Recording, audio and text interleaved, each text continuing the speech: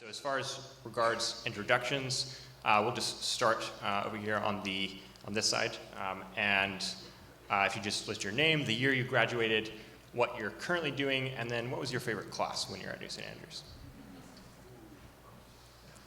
I'm Mike Church. I graduated in 2007. I am now a real estate agent broker here in Moscow. And my favorite class, that's tough. Probably I would just say Disputatio. It's kind of a cop-out because it's 2 classes, but there was a lot in there. If you do have like a 2-second why that class was really good, feel free to throw that in there too. Because there was so much in it. No, I mean really, it was kind of a big wrap-up of everything that we had learned the first 2 years, and then junior and senior year it kind of put everything together and wrapped it together, so that's why I loved it. And I'm Catherine Church, I'm his wife. And I graduated in 2009 from NSA. My favorite class, things have switched around a little bit, but freshman rhetoric, I think, would be one of the ones that really stood out, where every single week we would come in and something, I feel like we were learning something amazing constantly, and that was the class that I can still kind of pull stuff out of, maybe. Who was the professor for that at the time? I had Nate Wilson for that. It switched around. Well, I'm married to Mike. What do I do? Christine asked what I did. I'm married to Mike. We have 4 kids. 3 of them are at Logos, and 1 is still home. Not right now. And but I help out Mike with his brokerage with Kestrel, and we have property management too. So we work on that. I'm Christine Cohen. I graduated in 2009 with Catherine. I am married to Joel Cohen. We own Tapped. I have 3 kiddos who are 4, 6, and 8, and I am a writer, so I've got a book coming out in November. My favorite class at NSA was history. Does Chris Schlecht still teach that? Okay. Well, he's awesome. Hey, hi, Mr. Schlecht. I really liked your class. I think because I tell stories for a living, and Mr. Schlecht made it the whole of history into one great story that I got to pull examples from in my writing. So, thank you. Thanks for having us here, and good evening to everyone. My name is David Young. I graduated in 2004. My wife is at the place where we're staying because our 1-year-old had to take a nap. We thankfully have a 9, a 7, a 4, and a 1-year-old. We live in Portland. I'm the CFO of a senior living community. We have about 1,200 employees. We're in the Northwest Mountain States. I'm responsible for acquisitions, turnaround. It's a complex business. It's a lot of fun.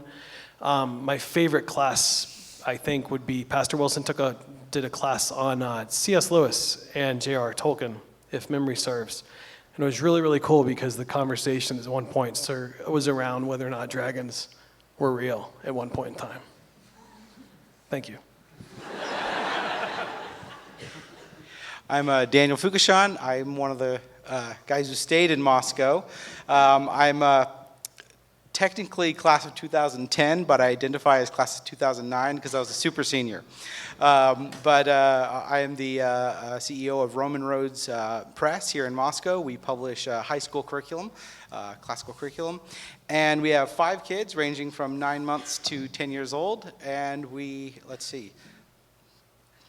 What else was it? Oh yes, my favorite class at NSA. That's really hard, but I feel like there's several I'd want to choose from, but I feel like I would probably offend my father if I didn't say aesthetic gastronomy. And if the answer is why, we got to cook for recitations. And I had a restaurant right next door, so I had an edge on the other students, but I'd have to give a shout out to history as well. So. Yeah. My name's David Beecham. I am class of 2002. When I started as a freshman, I had a couple other people in the room with me, Jason Greaser and Tim Griffith. So that puts me in context here.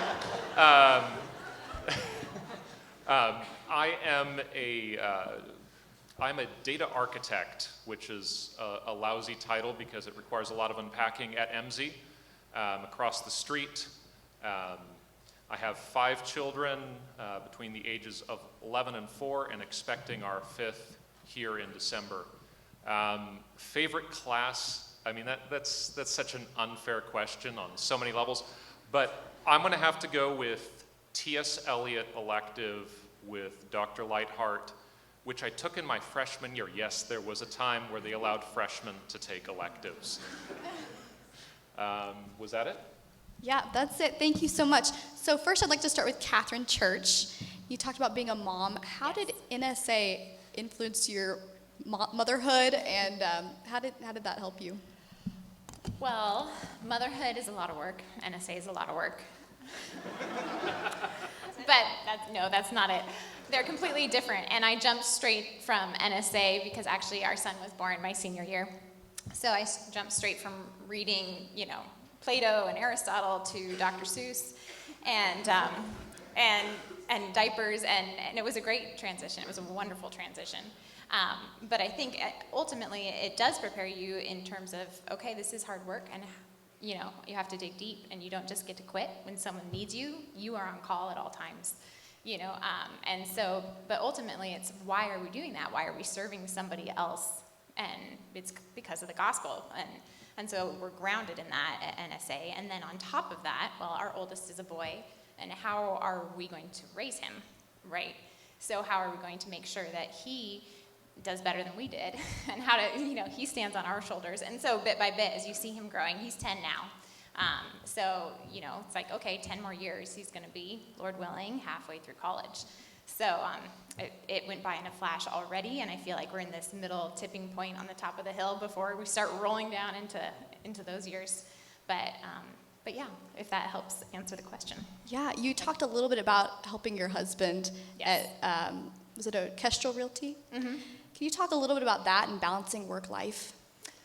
Well, I don't know that it's a balancing act so much as everything jumbles together. It's juggling a little bit, but it's more that, you are doing your work right in the same spot where you're, there might be trains and there might be, socks or who knows what. It's all right there.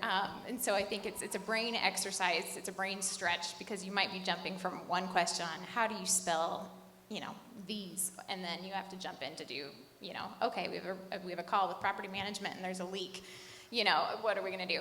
So, but I love it, and it's fun, and so you can pause here and jump into, where your kid needs you, and then you can go back. A lot of it I do out of our home because I can be online or, handling things that way behind the scenes. So it's a jumble. I think a jumble is a more appropriate term. Okay, I'm going to have some questions for you, Dave, and they better be good answers. No, just kidding. So you're working at MZ and you're in computer programming. Did that require some further education after graduating from New Saint Andrews? If not, could you talk about that a little bit? Okay, I got a job at MZ with no background in programming, and I was hired as a programmer.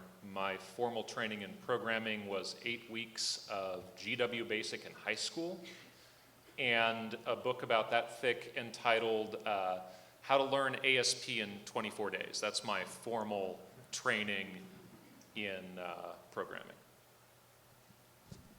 So computer programming, liberal arts education, can you talk about that a little bit? Yes. This is something that I think a lot of people misunderstand when they think about programming. They typically think of programming as engineering or programming as math. Programming is language. It's a very truncated, it's a very symbolic language, but it's language. So if you can readily handle declensions and conjugations, and I would say even more music theory, because music notation and theory is actually an even more arcane form of language. I know a lot of musicians, especially instrumental musicians, who are excellent programmers. I am actually more likely to consider a candidate coming out of music than out of math. So it's a lot of detail work, but it's fundamentally language work, not engineering. Thank you. So Mike Church, was there something about New St. Andrews that drew you to real estate? No.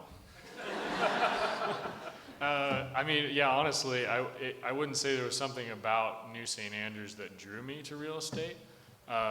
It's certainly been very helpful in my career in real estate.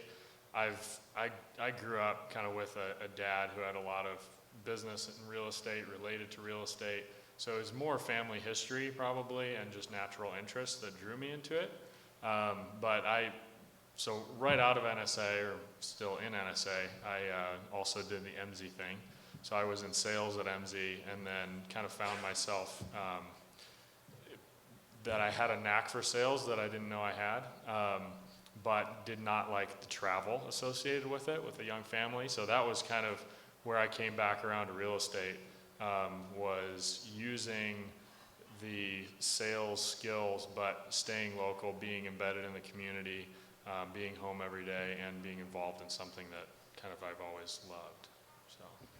Great, thank you.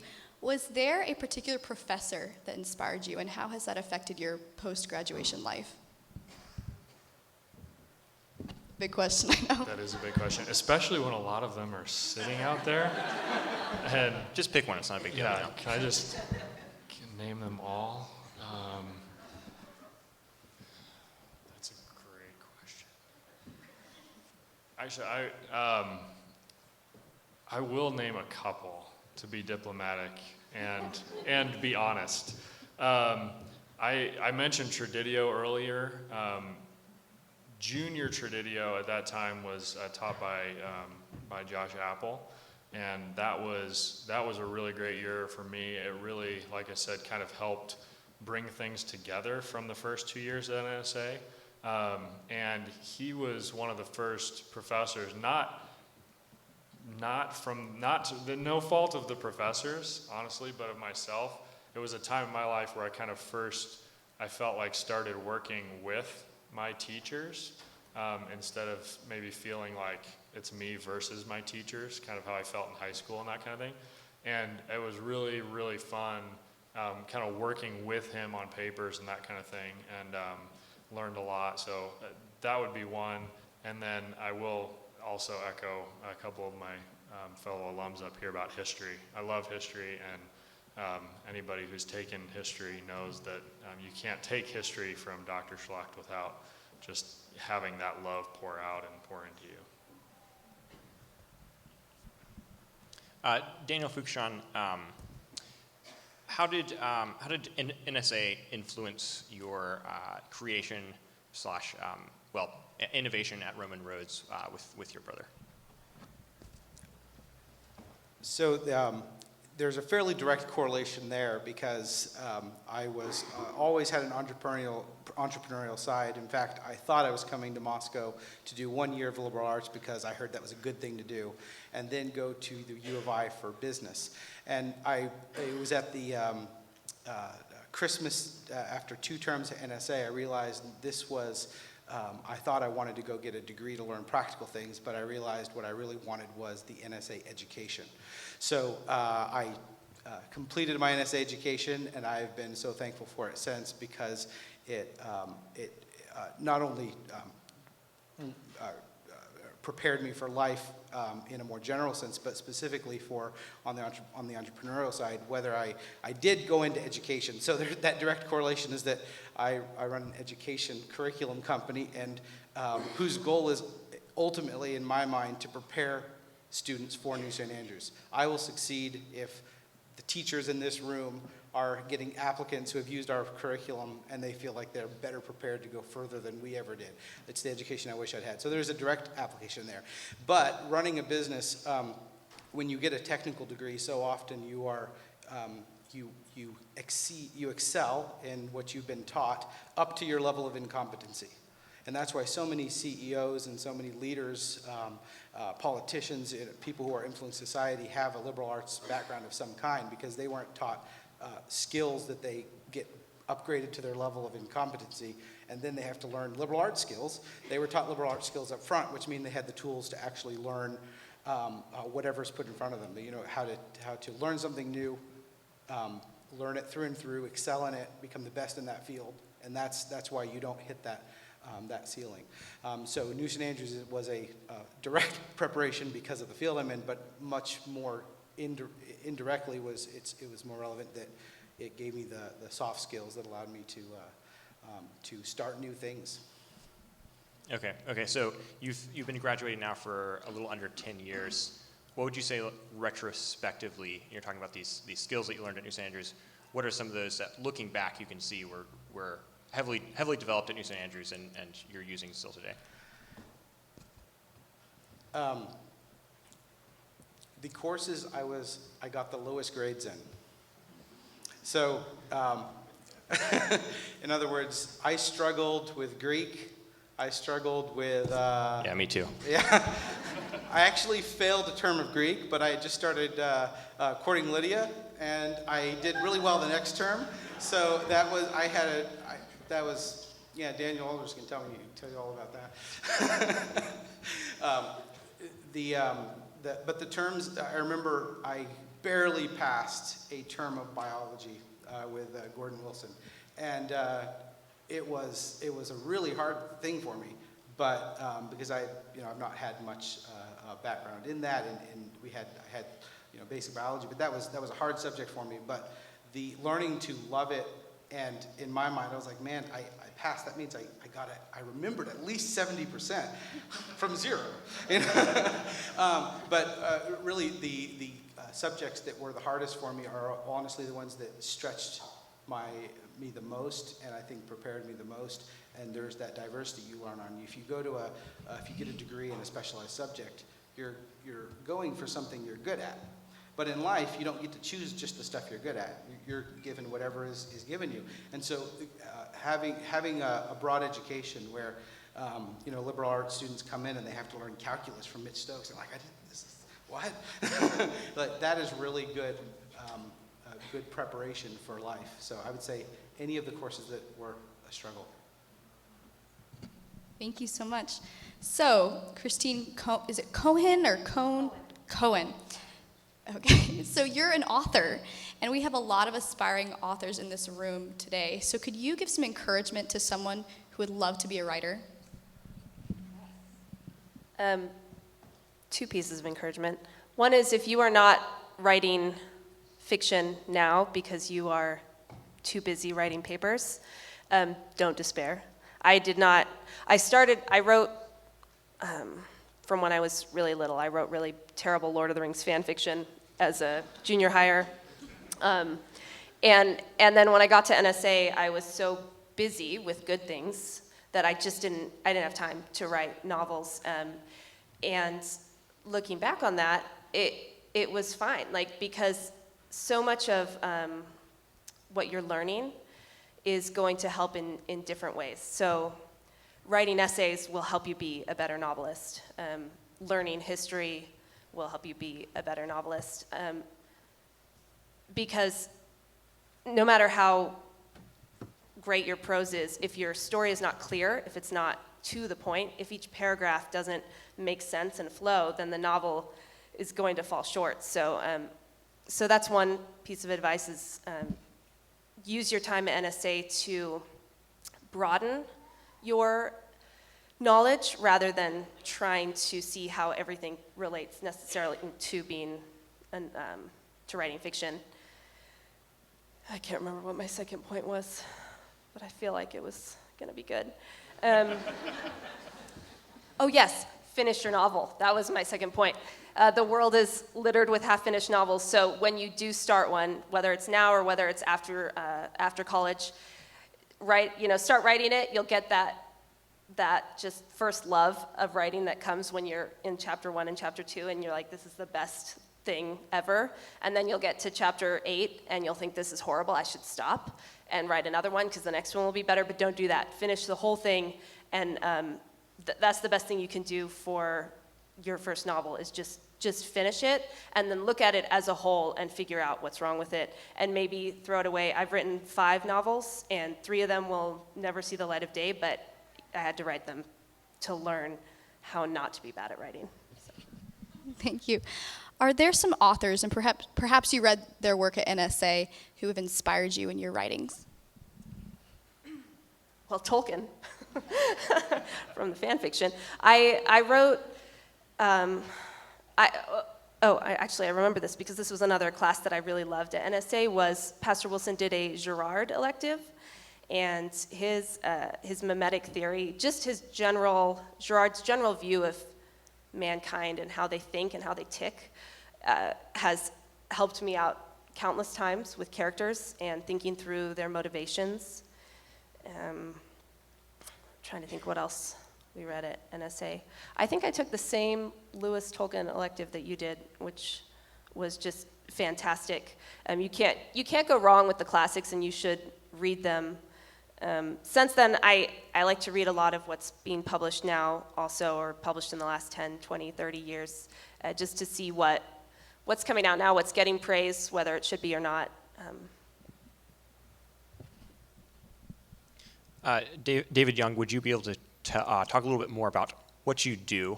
You talked about working in business and acquisitions, and then connect that to the education you received at New St. Andrews. I'll try. So what I do now is I fix companies, and you don't get a degree in that. You just have to figure it out. I'm dead serious. And the reason you guys are superior than anyone else, in my opinion, is because you know how to think. It's not what to think. I hire people that know what to think. And in 2 or 3 years, that data goes from 2.0 to 3.0, and they have to relearn.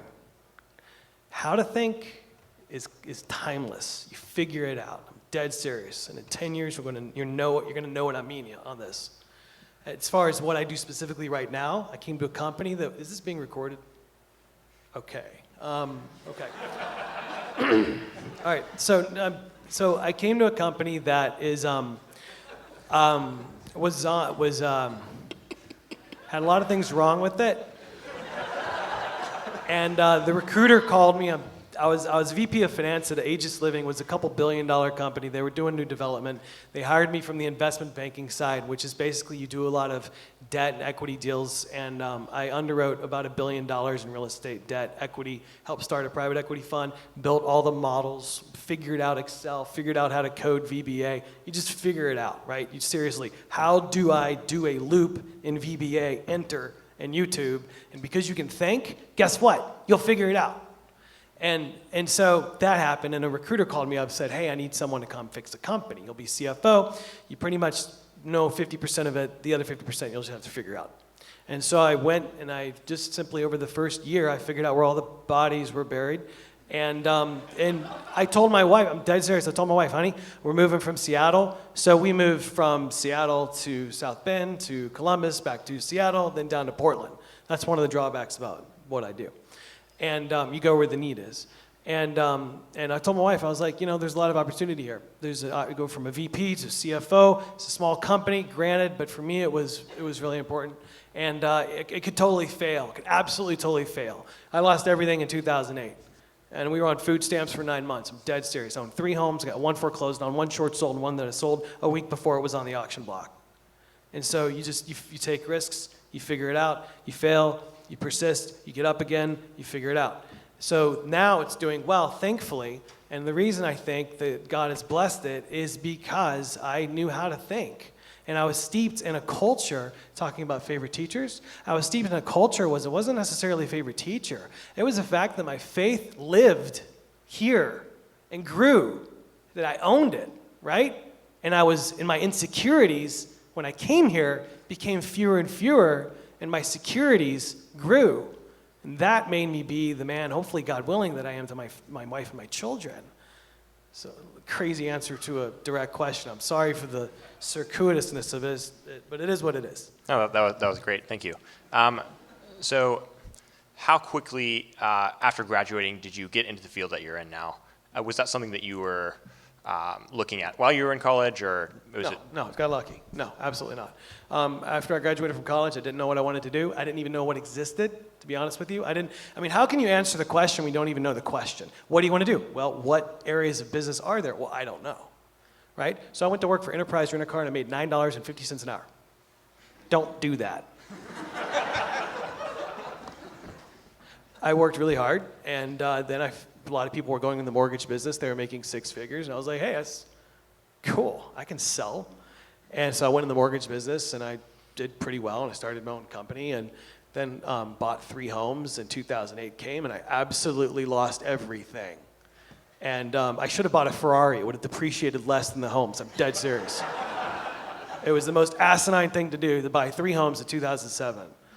So just involve your peers when you make financial decisions when you're in your 20s, please. And got married, lost everything, got married, had a kid the first year, 2008. And in 2009, I started learning about, I had to recreate myself. So I learned that there was a thing called an MBA, and it really wasn't worth anything unless it was from a top 20 school. And there was a thing called a CFA designation, which is what I learned investment managers, hedge funds liked. And I learned there was something called investment banking. And I was like, hey, I think I like this.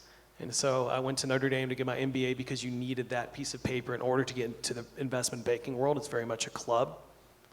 Went into investment banking and flew to New York 7 times trying to get a job while going to get my MBA. And I graduated in 2010 with the MBA, which got me in. I got in, worked 80 hours a week, God blessed it, did a lot of deals, built the models, became one of the data wonks that basically built the whole process to underwriting. Became really, really valuable because I knew how the data worked because I built the models. And then I went from the investment side to the operation side because I saw a lot of operators do really well, and I wanted to do really well. So I figured you have to know how to operate what you are financing. And I worked for a luxury operator. And then I started figuring out this is what I want to do. And you get headhunted. So what happens in your industry is typically the recruiters start reaching out when you do decently. And so a recruiter said, hey, do you want to come operate a turnaround? So for me, I was like, operate a turnaround would be fantastic. It either is going to fail greatly, or I'll do really well for the owner and then be able to evolve further. Thank you so much. So now we're going to ask a question, toss it out, and anyone can answer this question. The first question is that NSA is really hard, and a lot of times we question whether or not it's worth it. We can look across the street and see U of I students and wonder if that's a better life. So how would you encourage someone about why NSA is worth it? So my junior year, before I came to New St. Andrews, I wanted to go into architecture. I started 3 days of a degree in architecture at the U of I. And the amazing thing to me was in those 3 days, I would say that 75% of the content was indoctrination and 25% of the content was education. They make you take some art classes at the very beginning of an architecture degree, and the first lessons were how do you make art? How do you make art? Here's a couple that we'll just throw out there. Prevaricate, doublespeak. I mean, this was walk in the door, welcome to the U of I, here's the lies of the devil. It's a battleground. It's not education, fundamentally. It's a battleground. You will learn skills. They are there. People come out of it and do all right, but you're fundamentally walking into a battleground. So if you're going there to have a battle, great, but I wouldn't recommend it for education. I'll go first. First of all, I will say just have heart because it gets harder. You think it's hard, it gets a lot harder. So enjoy it. while it lasts. But also, I think it's, if you're thinking about it as what's an easier path to what I'm going to do, there might be easier paths. But it's, as Daniel said earlier, it's about an education, not about job training. And think about it in terms of who you want to become. And that's the most important thing. I mean, a lot of the questions are about our jobs, which is important. You got to make a living, you've got to support your family. But the value of NSA is who it's shaping you to be and the impact that you can have on your family, your church, your community, the world, through who you're going to be, not just what you're going to do. And that's going to be hard. It's hard to be shaped as a person, but looking at your professors and knowing that's who you want to become, not someone else. That's one of the things that's why it's hard to say who's your favorite professor. We all struggle with that, is because those are the people who we looked up to so much, and Lord willing that, you know, we're being shaped into people like that. Okay, so everyone's required to take Latin at New St. Andrews. What, I want to hear a little dialogue about that. So if that's not something that everybody's required to take, and then you go on and you're not some sort of language teacher or something like that, what is the value of learning Latin? Well, I mean, I spoke to this earlier. Computer languages are languages. Something that I think the modern world doesn't take enough notice of is that we really don't know a whole lot about how the thing up here is shaped. You say, oh, I really have no use for that Latin that I learned there. I've forgotten all of my conjugations. I've forgotten all of my declensions. Well, your brain doesn't. Language and formal study of language has I would say, a fundamental shaping of who you are. So I found it very important, though I wouldn't say that my language classes were my favorite classes, that I thought I was really good at them or anything like that, but it really does, I would say it puts new gears in your head. And same thing with music theory. I would say it falls into that same category. A lot of people say, well, I don't need to take music theory because I'm never going to be a composer. That's beside the point. Can I add something there? Okay. So I think there's also this element of, oh, well, if it's not going to be on the test, why bother learning it, right?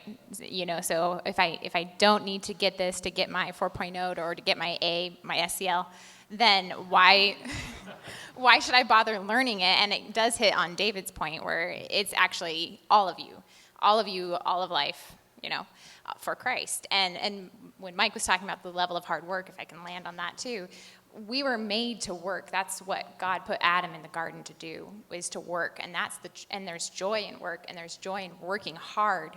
And when you go to school to work hard, yes, you get a break, you get a respite, you get the day of rest. But then 6 days you get to work, you know, and that's the joy. And it's not necessarily, okay, if I can just work until I got enough money for Hawaii, you know, or if I can plan this. And so instead of planning life around vacations, it's planning, well, what are we building? What are we leaving behind? I'm going to somewhat riff off of a article that Tim Griffith wrote that I highly recommend, called The Mass Extinction No One's Talking About. And one of the primary reasons that I see for learning Latin is what it teaches you about our own language and about language in general. But there's a major shift that's happened just in really just a few generations, where all of the population of the world from creation till just a few generations ago had things in common that they would that we now reference in literature and common language that we don't have a direct knowledge of anymore.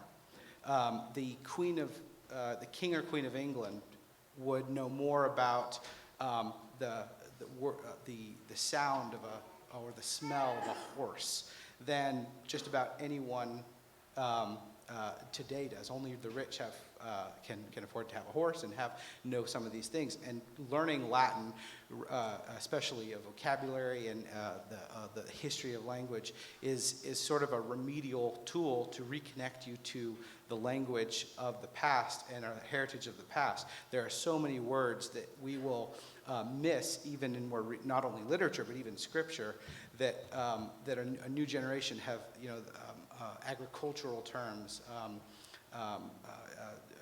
When the scripture is using, even the Psalms. You read the Psalms, and there's all these different differentiation of words that we're not farmers, we use cars, we don't have a connection to these words.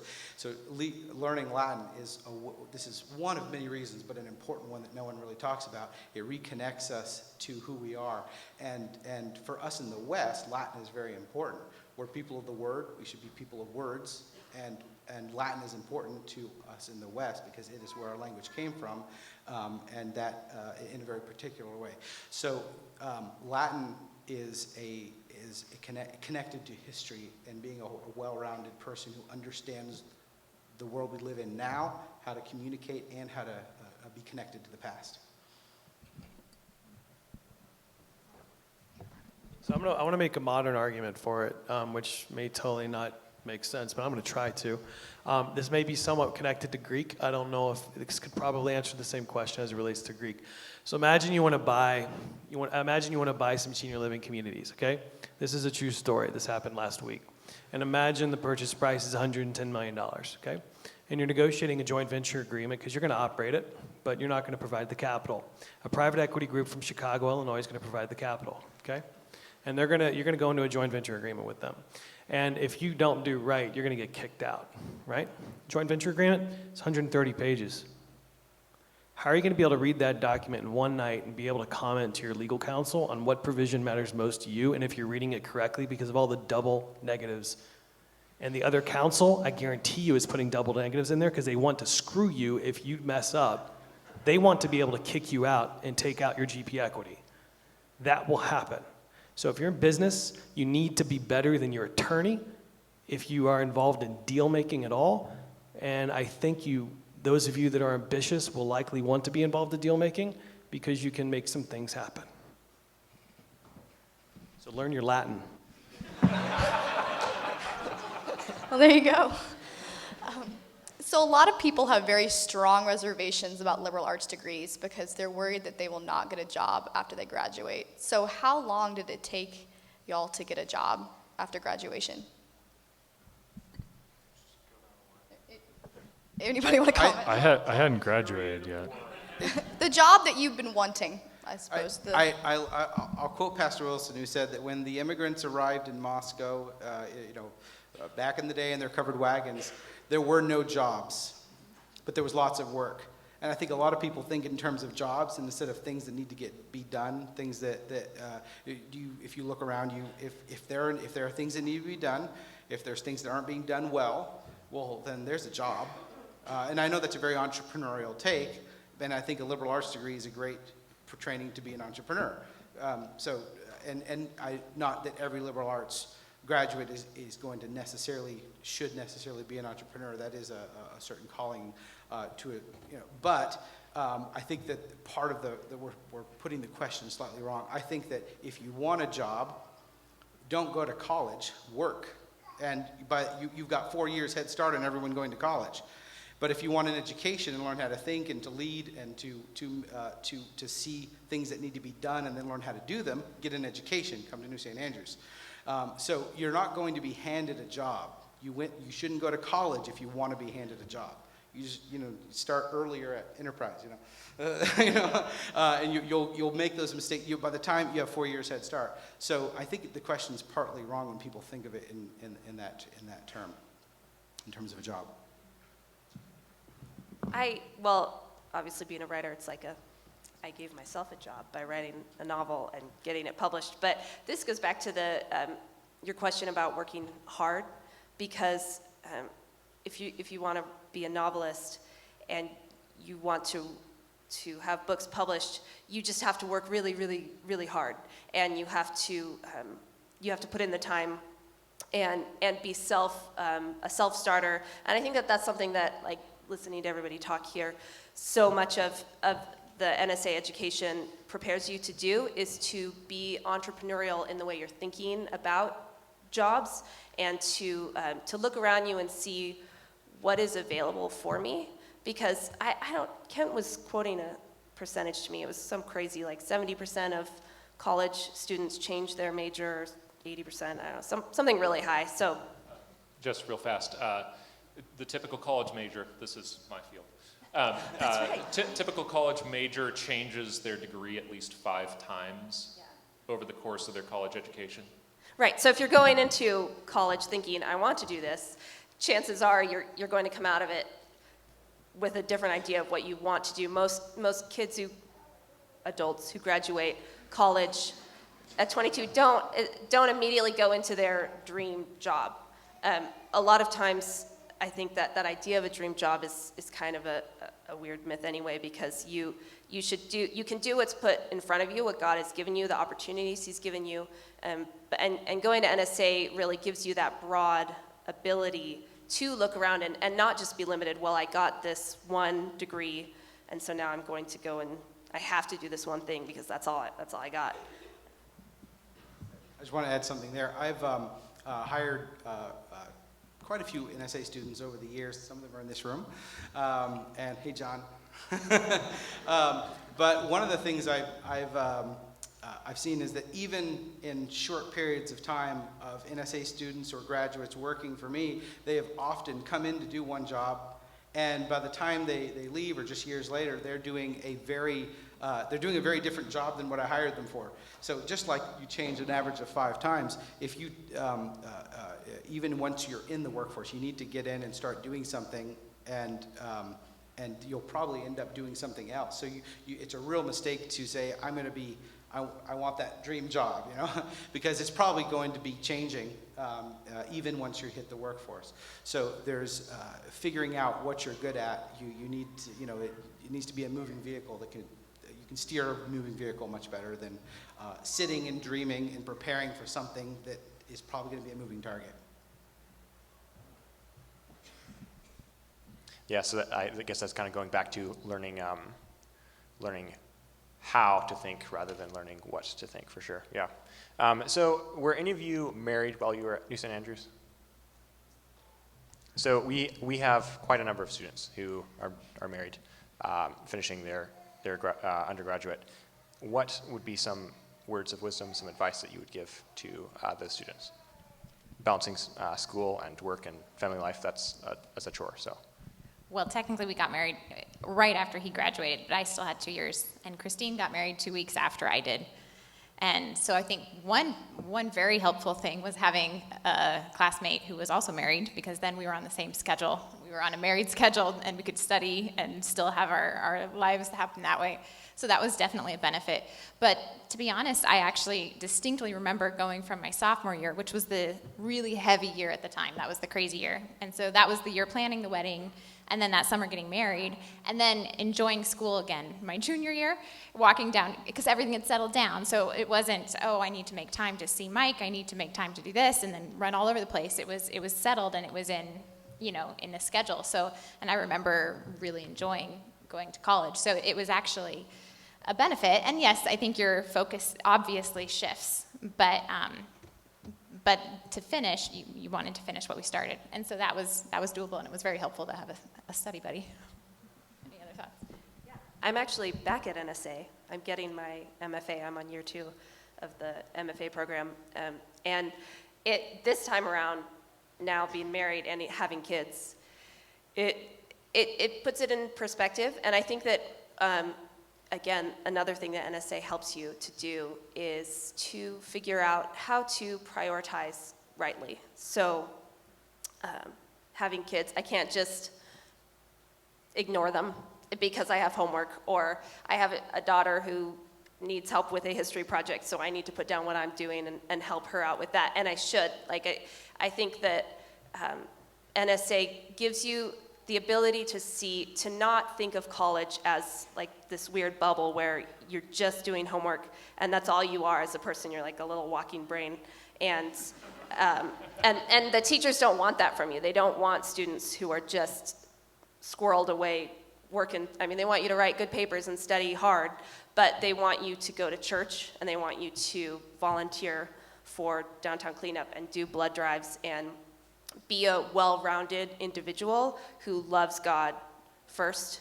And I think that NSA has helped with that, but then also just when you get married, realizing that also helps to put things in perspective. I need to love my husband and love my kids first, and then God, Lord willing, will bless that and give me the time to do my homework and do it well. I think that it's easier to be married in college than in a relationship in college. I agree there. The other thing is there's a lot of responsibility, of course, of being married, but I think responsibility actually, like you were saying, Christine, it gives context and direction. And I remember some of the sometimes when you're taking the lightest load, it's actually when it's the hardest to get it all done. And when you have a lot to do, if you want something done well, it's been said many times, if you want something done well, find a busy person. So it's not always a bad idea to, you can overdo this, of course, and there is such a thing as doing too much. But rightly ordered, having a heavy load and heavy responsibilities will make all those things more effective. So get married. Okay, so we're going to open it up for some audience questions now. We've got a hand right over here.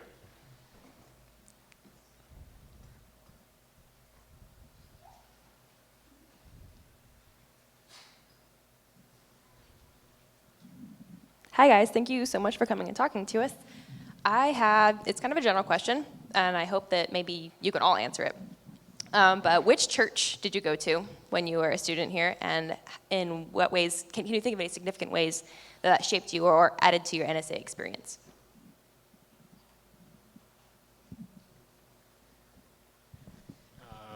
I went to Christ Church, and yeah, well, I think when I was first at NSA, it was the only, well, not the only church, obviously, in town, but Trinity hadn't been started yet, and but yeah, I went to Christ Church, and I would say the way that it shaped, there were obviously a ton of ways that it shaped, but one of the things was attending church with all your professors, and really seeing and knowing that your professors, as was said earlier, but they cared more about your spiritual life was very evident than how you did on a particular paper, and that was hugely impactful. And seeing them too raising their kids and living life outside of school, again, kind of gave me a goal. Like, I hope I can be a good father like him, kind of thing. So I think just having church life and school life be so closely intertwined was hugely impactful. Do you want us to keep going all the way down? Okay. So I went to Christ Church too, but I went to Christ Church my whole life as well. And it definitely shapes you in college, like Mike said, or Christine, you're not in a bubble. You are in a community with older people and younger people, and you see them there at church. So you can't just be living, a life with 4 years of age difference. And that's huge. It's people watching out for you, looking at the back of your head, and supporting you. And then that accountability, and of course being fed every Sunday, going to church. Yeah, I went to Christ Church also. I think Trinity was started when we were in college. I can't remember now, but I think it is so important. I know that it's important to have church be the anchor of your week, and the day that you take off of school. Like I was saying about priorities, this is one that's just, it's so important, and I was thankful to be in a community that practiced this, where you got to rest, because as we were talking about, NSA is really hard, and one of the ways that you keep it in perspective is by stopping, taking that breath, glorifying God, giving thanks, being able to get out of to like get your head above the water for a day and just enjoy the community and the world God has made. So.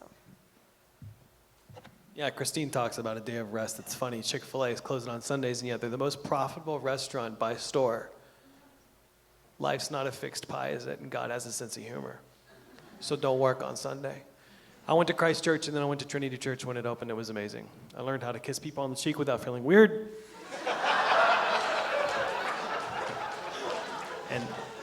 And I don't do that anymore. I got to own my faith, and that's crucial. Why are you here? You're not here so when you graduate you can make a lot of money. You're here so that you can be faithful. And if you do make a lot of money, well, you're going to dominate. That's awesome. But you're going to be faithful. That's why you're here. It's so important because I live in Antifa world, man. If you don't own your faith, you're dead in the water. So, yeah. Amen. I went to Christ Church, and I think Christ Church was not, well, we go to school and then we go to church. It was the point of it all. So the Sunday, we're learning how to be worshiping beings, and so all of the week points to the worship service. So the better question would be, how does New St. Andrews prepare us for Sunday? And it does a good job. Yeah, I went to Christ Church also. Trinity wasn't started until after I graduated. Just one comment on church is something that I've seen over the years, just in general. When you're part of a body,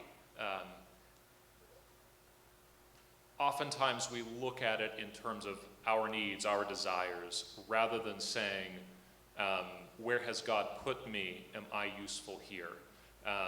So much of the modern church world is about a consumer thing. What's in it for me?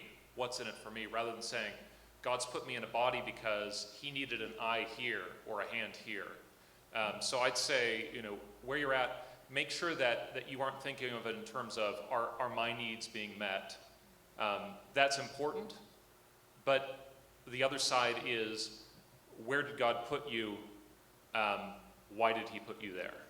My father stayed in a little Bible-believing congregational church long after he became Reformed because he was in a body with other Christians.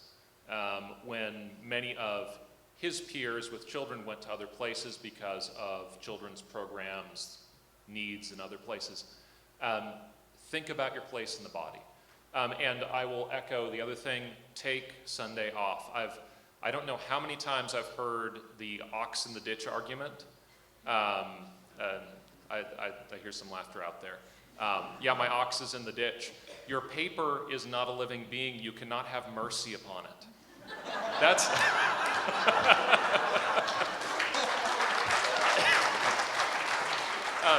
if anything, you may be the ox in the ditch.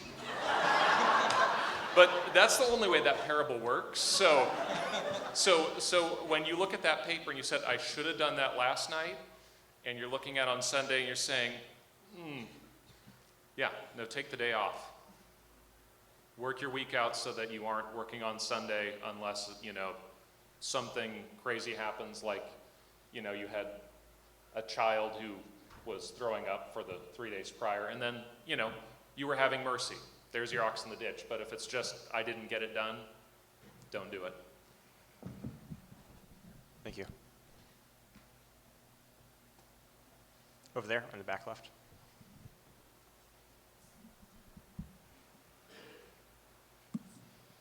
What are a couple ways your NSA education helped you to love God better? Everybody.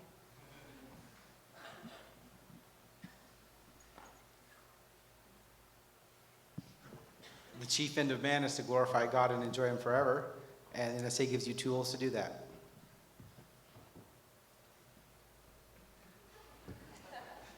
I went first so I could take the easy one. No, it's okay, go ahead. Learning more about him and the world he made is kind of also an easy answer to that. And then again, I would say that the culture, being in a culture and just absolutely surrounded by a culture that's worshiping and loving God, it was huge. I think, especially over and against the other options. Not that I can give NSA all of the credit for it. Obviously, my parents, and there's a lot of other people who deserve credit, but seeing some of my friends from back home who went off to state universities and other things, where they are today, just walking away from the faith or, compromising in a lot of other ways. I think NSA really, you're here during a time where you may not feel like you're still very easy to be shaped, but you're being shaped, and being in that culture where, a college party is one at which you sing psalms at the end and close with the doxology. I mean, that's absolutely huge, and that's forming your view of the world. And so I think that culture of NSA really is the biggest impact. And this isn't NSA so much as just reading your Bible. And of course, we've been doing the Bible reading challenge push for the last couple of years. But being in the Word and loving the Word and praying and constantly praying, I feel like you can't but help love God more. Yeah, NSA taught faithfulness in everything and faithfulness in the little things. And as you go on from college and you get married or you start careers, you're faced with a million little choices every day, and seeing how your faith connects to all of those questions. NSA taught me how to think clearly and rationally about the choices I'm making and whether or not they honor God. So when it comes to something like, where am I sending my kids to school, or what are my choices, any choice that I have to make, I can think clearly about, like, well, am I honoring God in it? And NSA teaches you how to think. I think it seeds your conviction, right? Your conviction in Christ. And you're being trained, you're being honed for 4 years, plus or minus, right? And then I encourage you, I mean, go out. Go out. The world's big. You will do very well. Persist, persist, persist. We believe in a sovereign God, do we not? Therefore, who above all should be the ones that can take the risk? Christians. Why? You believe in a sovereign God. You aren't autonomous. You don't believe in yourself. If you believed in yourself, why would you take a risk? You wouldn't. Therefore, Christians who believe in a sovereign God should be the ones who embrace risk, who are risk-loving, as they say in the finance world, right? And if you persist through that, oh my gosh, man, it's amazing. There's a lot of opportunity. And I'll just add, one of the mottos that NSA has had is a faculty worthy of emulation. And that's not something that you say, okay, let me look around. It's not because they're perfect either, but it's not that you look around and say, who am I going to imitate? As an active thing, it's a passive thing. It's osmosis. See, I remembered something. And it's when you're around godly faculty, that you start to think like them. That's the you'll find yourself saying some of the things they say. Those are going to shape you and allow you to glorify God. So if you go to the University of Idaho, you're going to be tempted at least to do the same thing. You don't want to do that. The element of imitation is not just something you do actively. It's something that will happen if you're around godly people. I'm going to echo on that and then try to address a lie I think that is often repeated from Tolstoy. Those who are in company with wise men will be wise. If you are with a bunch of people who love God, you will love God more. It's inevitable that you are part of that. If you're around with fools, doesn't matter what your intentions are, there's an aspect where that influences you and shapes you. And to that end, something that struck me partway through NSA, Tolstoy talks about how People who are miserable are very miserable in their own distinct way, whereas everybody who's happy is sort of all the same. And I find that to be a real lie. As you look at men who are godly, who grow in grace and in knowledge, I would actually say that there is more interest and different ways that God shapes people in those than in the opposite direction. Tolstoy's like, oh, look at these miseries. These things are, really interesting. They're deep. And yet you look at people's lives who have wrecked them compared to those who have, in a sense, followed after God their whole life. And the stories aren't nearly as interesting. The stories are not nearly as compelling. Okay, last question. Ethan. Sorry, Danny.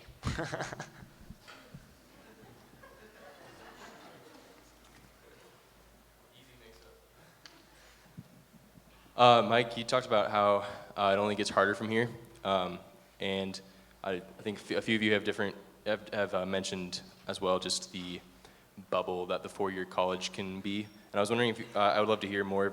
From any of you, it'd be great. How might we, as college students in that four-year bubble right now, start thinking outside that bubble?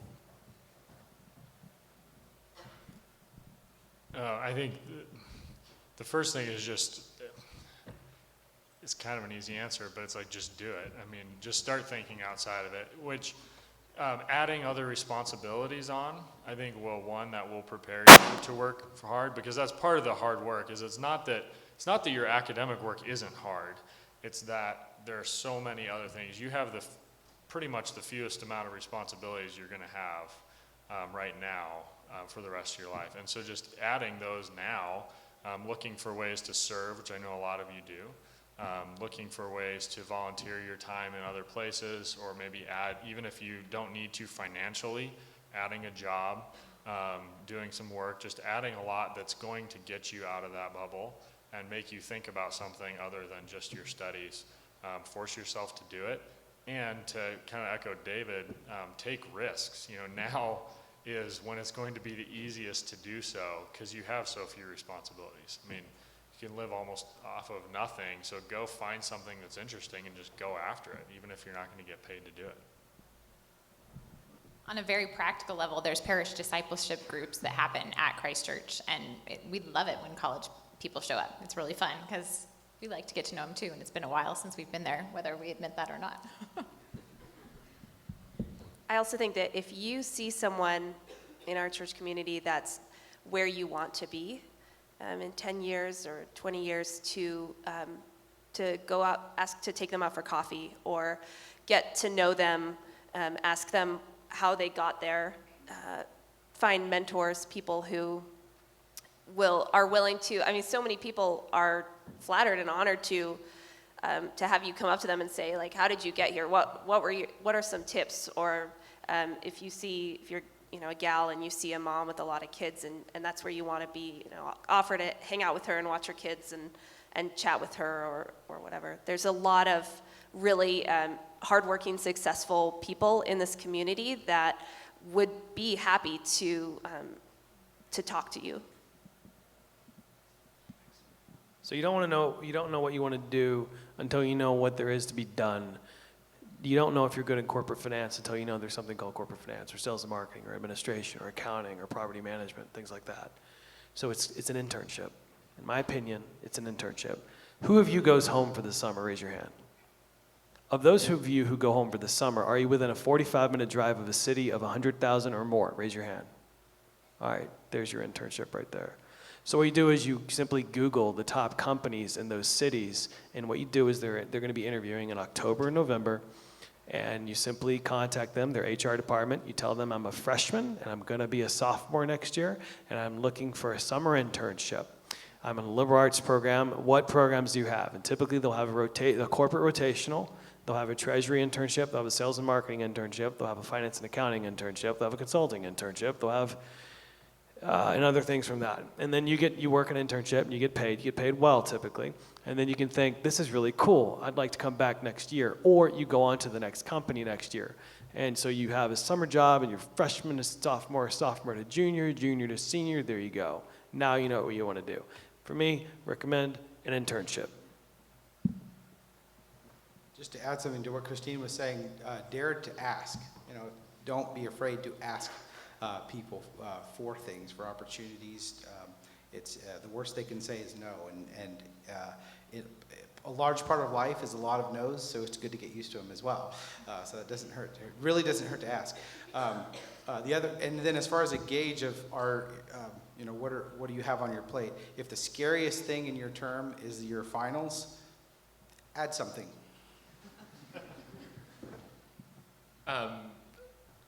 He who is faithful in little is faithful in much. If you're sitting there and you're saying, I'm in a bubble, I would say make sure that in whatever is on your plate, you aren't ignoring that for something else. In other words, absolutely internship, ask, get out there, but don't do that as an escape from the thing that God actually put you right here to do. Make sure that you're being faithful with your class. If you're doing it to the best of your ability, all the way through, do it all to God. Don't do something halfway and then say, ooh, what I really want to do is this internship, so I'm going to stop studying Latin. No, go the whole way, because faithfulness in that little thing, in that bubble, is going to translate into faithfulness as you go further out. And on that note, thank you all for coming out. Let's give our alumni panel a warm welcome.